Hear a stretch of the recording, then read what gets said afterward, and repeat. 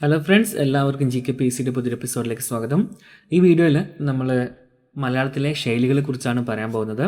അതുപോലെ തന്നെ ഇനി മുതലേ ജി കെ പി എസ് സിയിലെ അതായത് ഈ ചാനലിൽ അപ്ലോഡ് ചെയ്യുന്ന വീഡിയോസൊക്കെ ഓഡിയോ ക്ലാസ്, അതായത് എങ്ങനെയാണോ G K P S C തുടങ്ങിയത് അതേപോലുള്ള ഓഡിയോ ക്ലാസ് മാത്രമായിരിക്കും. അതായത് ബുക്സുകൾ വായിക്കാൻ വേണ്ടിയിട്ട് സമയം കിട്ടാത്ത ആൾക്കാർക്ക് അത് കേട്ട് പഠിക്കാൻ വേണ്ടിയിട്ടുള്ള ഒരു ചാനൽ എന്ന നിലക്കാണ് ഇത് തുടങ്ങിയത്. അതുപോലെ തന്നെ ആയിരിക്കും ഇതിന് കണ്ടിന്യൂ ചെയ്യുന്നത്. കാരണം നിങ്ങൾക്കറിയാം, മറ്റൊരുപാട് ചാനലുകളുണ്ട് അല്ലാതെ വീഡിയോ ക്ലാസ് ചെയ്യുന്നത്. അതുപോലെ തന്നെ ജി കെ പി എസ് സിയുടെ വീഡിയോ ക്ലാസ് ചെയ്യുന്ന ഒരു ചാനലുണ്ട്, G K P S C exam helper എന്ന് പറഞ്ഞിട്ട്. നിങ്ങൾക്ക് വീഡിയോ ക്ലാസ്സാണ് വേണ്ടെങ്കിൽ ആ ഒരു ക്ലാസ് അറ്റൻഡ് ചെയ്യാവുന്നതാണ്, അല്ലെങ്കിൽ ആ ഒരു ചാനൽ നിങ്ങൾക്ക് സബ്സ്ക്രൈബ് ചെയ്യാവുന്നതാണ്. ഓക്കെ, അപ്പോൾ നമ്മൾക്ക് മലയാളത്തിലെ ശൈലികളെക്കുറിച്ച് പഠിക്കാം. മുട്ടുശാന്തി, അതായത് താൽക്കാലിക പരിഹാരം എന്നാണ് ഇതിൻ്റെ അർത്ഥം. മുട്ടുശാന്തി എന്ന് പറഞ്ഞു കഴിഞ്ഞാൽ താൽക്കാലിക പരിഹാരം. അടുത്തത് ചൊട്ടയിലെ ശീലം ചുടല വരെ. നമ്മൾ ഒരുപാട് തവണ കേട്ടിട്ടുള്ള ഒരു കാര്യമാണ്. ഇതിൻ്റെ അർത്ഥം എന്ന് പറയുന്നത് ബാല്യകാല ശീലം മരണം വരെ നിലനിൽക്കും. അതായത് ചൊട്ടയിലെ ശീലം ചുടല വരെ. അടുത്തത് ആനവായിൽ അമ്പഴങ്ങ. ഈ ഒരു ശൈലിയുടെ അർത്ഥം എന്ന് പറയുന്നത് ചെറിയ നേട്ടം എന്നാണ്. ആനവായിൽ അമ്പഴങ്ങ എന്ന് പറഞ്ഞു കഴിഞ്ഞാൽ ചെറിയ നേട്ടം എന്നാണ് ഈ ഒരു ശൈലിയുടെ അർത്ഥം. അടുത്തത് വെട്ടൊന്ന് മുറി രണ്ട്. ഒരുപാട് ഫേമസ് ആയിട്ടുള്ള ഒരു ശൈലിയാണിത്. ഇതിൻ്റെ അർത്ഥം ഖണ്ഡിത മറുപടി എന്നാണ്. ഒറ്റയടിക്ക് കാര്യങ്ങൾ അല്ലെങ്കിൽ മുന്നും പിന്നും നോക്കാതെ കാര്യങ്ങൾ ചെയ്യുന്നവരെ കുറിച്ചിട്ടും ഈ ഒരു ശൈലി പറയാറുണ്ട്. എന്നാൽ ഇവിടെ കൊടുത്തിരിക്കുന്നത് ഖണ്ഡിത മറുപടി എന്നാണ്. വെട്ടൊന്ന് മുറി രണ്ട്. അടുത്ത ശൈലി എന്ന് പറയുന്നത് കള്ളന് കഞ്ഞി വെച്ചവൻ. ഇതിൻ്റെ അർത്ഥമെന്ന് പറയുന്നത് ആരെയും വഞ്ചിക്കുവാൻ കഴിവുള്ളവൻ എന്നാണ്. കള്ളനെ കഞ്ഞി വെച്ചവൻ എന്ന പദത്തിൻ്റെ അർത്ഥം ആരെയും വഞ്ചിക്കുവാൻ കഴിവുള്ളവൻ എന്നാണ്. അടുത്ത ശൈലിയാണ് അമ്പലം വിഴുങ്ങുക. ഇത് അധികം പി എസ് സി ചോദിക്കാറുള്ള ചോദ്യം തന്നെയാണ്. ഇതിൻ്റെ അർത്ഥം എന്ന് പറയുന്നത് മുഴുവൻ കൊള്ളയടിക്കുക എന്നാണ്. അമ്പലം വിഴുങ്ങുക എന്ന ശൈലിയുടെ അർത്ഥമാണ് മുഴുവൻ കൊള്ളയടിക്കുക എന്നത്. അടുത്തത് കാക്കപ്പൊന്ന്. ഇതിൻ്റെ അർത്ഥമാണ് വിലകെട്ട വസ്തു. കാക്കപ്പൊന്ന് എന്ന് പറയുന്നത് വിലകെട്ട വസ്തു, അതായത് മനുഷ്യർക്ക് ഉപയോഗമില്ലാത്ത കാര്യം, കാക്കപ്പൊന്ന്. അടുത്ത ശൈലിയാണ് പള്ളിയിൽ പറയുക. ഇത് നമ്മൾ സാധാരണ പറയാറുണ്ട്, പോയിട്ട് പള്ളിയിൽ പറ എന്നുള്ള രീതിയിൽ. അപ്പം ആ ഒരു ഇതാണ് വില പോവാതിരിക്കുക എന്നാണ് ഇതിൻ്റെ അർത്ഥം. ഓക്കെ, അതായത് പോയി പള്ളിയിൽ പറയും, നീ പറഞ്ഞ ഞാൻ കൂസില, എനിക്കത് പ്രശ്നമല്ല എന്ന രീതിയിൽ, വില പോകില്ല, അതാണ് ഇതിൻ്റെ അർത്ഥം. അടുത്ത ശൈലിയാണ് മർക്കട മുഷ്ടി. ഷാഢ്യം, അതായത് ഒരു കാര്യത്തിൽ തന്നെ നമ്മൾ ഷാഢ്യം പിടിക്കുക എന്ന് പറയാറില്ലേ, അതാണിത്, മർക്കട മുഷ്ടി. അടുത്തതാണ് ശവത്തിൽ കുത്തുക. ഈ ശൈലിയുടെ അർത്ഥം എന്ന് പറയുന്നത് അവശനെ ഉപദ്രവിക്കുക. ഓൾറെഡി ടയർഡായിട്ടിരിക്കുന്ന ഒരാളെ, അല്ലെങ്കിൽ യുദ്ധത്തിൽ തോറ്റുപോയ ഒരാളെ വീണ്ടും ഉപദ്രവിക്കരുത് എന്ന അർത്ഥത്തിൽ പറയുന്നത് പോലെ തന്നെയാണിതും. അതായത് ശവത്തിൽ കുത്തുക, അവശനായിരിക്കുന്നവനെ ഉപദ്രവിക്കാതിരിക്കുക, അല്ലെങ്കിൽ അവശനായിരിക്കുന്നവനെ ഉപദ്രവിക്കുക എന്നതാണ് ശവത്തിൽ കുത്തുക എന്നതിൻ്റെ ശൈലി. അടുത്ത ശൈലിയാണ് ചത്ത കുഞ്ഞിൻ്റെ ജാതകം നോക്കുക. അതായത് ഇതിൻ്റെ അർത്ഥമെന്ന് പറയുന്നത് നഷ്ടപ്പെട്ടതിൻ്റെ ഗുണദോഷം ചിന്തിക്കുക എന്നതാണ്. ചത്ത കുഞ്ഞിൻ്റെ ജാതകം നോക്കുക, അർത്ഥം നഷ്ടപ്പെട്ടതിൻ്റെ ഗുണദോഷം ചിന്തിക്കുക. അടുത്ത ശൈലിയാണ് അജഗജാന്തരം. അജം എന്ന് പറഞ്ഞാൽ ആടാണ്, ഗജം എന്ന് പറയുന്നത് ആനയാണ്. അപ്പം അത്തരത്തിലുള്ള അന്തരം, വലിയ അന്തരം അല്ലെങ്കിൽ വലിയ വ്യത്യാസം എന്നതിനെ കാണിക്കാൻ വേണ്ടിയിട്ടാണ് ഈ ശൈലി ഉപയോഗിക്കാറുള്ളത്. അർത്ഥം വലിയ വ്യത്യാസം. അടുത്ത ശൈലിയാണ് എലിയെ പേടിച്ച് ഇല്ലം ചുടുക. ഈ ഒരു ശൈലിയുടെ അർത്ഥം എന്ന് പറയുന്നത് നിസ്സാര കാര്യത്തിന് വലിയ നഷ്ടം വരുത്തുക എന്നതാണ്. ഓർക്കുക, എലിയെ പേടിച്ച് ഇല്ലം ചുടുക എന്ന ശൈലിയുടെ അർത്ഥമാണ് നിസ്സാര കാര്യത്തിന് വലിയ നഷ്ടം വരുത്തുക എന്നത്.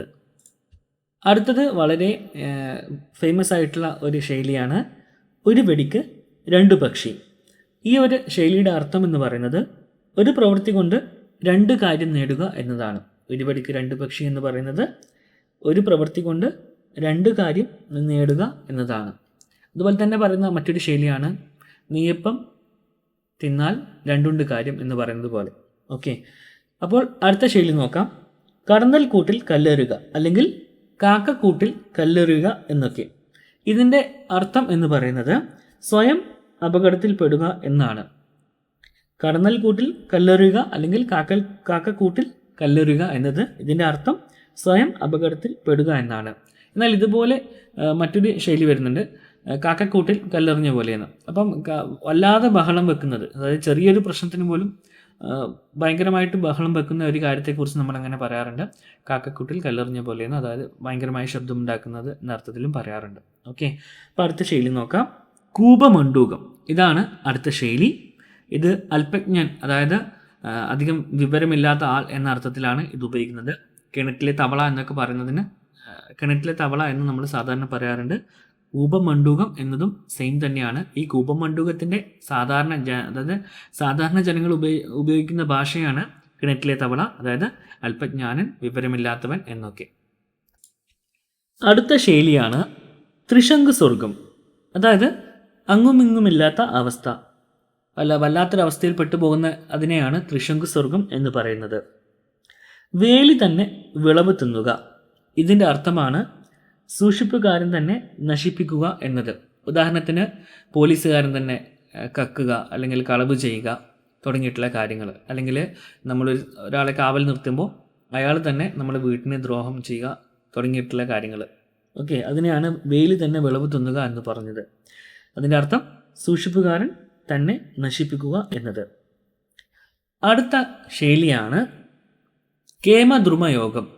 ഇതിൻ്റെ അർത്ഥമാണ് വലിയ ദൗർഭാഗ്യം, വല്ലാത്ത കഷ്ടകാലം അല്ലെങ്കിൽ വല്ലാത്തൊരു നഷ്ടം എന്നതിനെ കാണിക്കുന്നതാണ് ഈ ഒരു ശൈലി, കേമദ്രുമ യോഗം.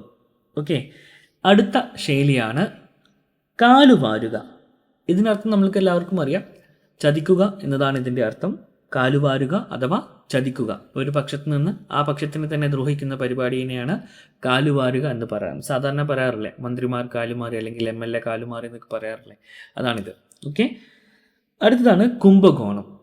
കുംഭകോണം എന്ന വാക്കിൻ്റെ അർത്ഥം അല്ലെങ്കിൽ ശൈലിയുടെ അർത്ഥമാണ് അഴിമതി. ഓക്കെ, വലിയ തട്ടിപ്പിനൊക്കെ നമ്മൾ കുംഭകോണം എന്നാണ് പറയാറുള്ളത്. അടുത്ത ശൈലിയാണ് ആനച്ചന്തം, അതായത് ആകെപ്പാടെയുള്ള ഒരു അഴക്. നമ്മൾക്കറിയാമല്ലോ, ഈ നെറ്റിപ്പട്ടൊക്കെ ഇട്ടിട്ട് ആന നിൽക്കുന്നത് കാണുമ്പോൾ ഒരു പ്രത്യേക ഭംഗിയാണ്. അതുപോലെ തന്നെയാണ് എന്താ പറയുക, ഈ പെൺകുട്ടികളും പെണ്ണുങ്ങളൊക്കെ അവരുടെ വസ്ത്രങ്ങളും ആഭരണങ്ങളൊക്കെ ധരിച്ചിട്ട് വരുമ്പോൾ, അല്ലെങ്കിൽ ആണുങ്ങളാണെങ്കിൽ ആ പറയുന്ന പോലെ അവരുടേതായ രീതിയിൽ അധികാര ചിഹ്നങ്ങളൊക്കെ ഉപയോഗിച്ചിട്ടുള്ള വസ്ത്രങ്ങൾ ധരിക്കുന്നത്, നല്ല രീതിയിൽ വസ്ത്രങ്ങളൊക്കെ ധരിച്ചു വരുമ്പോൾ നമ്മൾ സാധാരണ പറയാറുണ്ട് ഒരു ആനച്ചന്തം എന്നുള്ളത്. അതായത് തലയെടുപ്പോട് കൂടിയിട്ടുള്ള ഒരു ചന്തം, അതാണ് നമ്മൾ ഉദ്ദേശിക്കുന്നത്. അപ്പം ആനച്ചന്തം എന്ന ശൈലിയുടെ അർത്ഥമാണ് ആകെപ്പാടെയുള്ള അഴക്. ഓക്കെ, അടുത്ത ശൈലിയാണ് കരിങ്കാലി.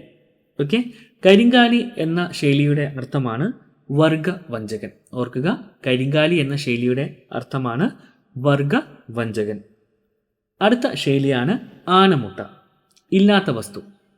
നമ്മളോട് ആരെങ്കിലും വന്നിട്ട് ഒരു തള്ളു പറയുന്ന സമയത്ത് നമ്മൾ ആനമുട്ടയാണ് എന്ന് പറയും. അതായത് ആ ഒരു സംഭവമൊന്നും ഇല്ല, വെറുതെ പറയുകയാണ് എന്നുള്ള രീതിയിൽ നമ്മൾ പറയാറുണ്ട്.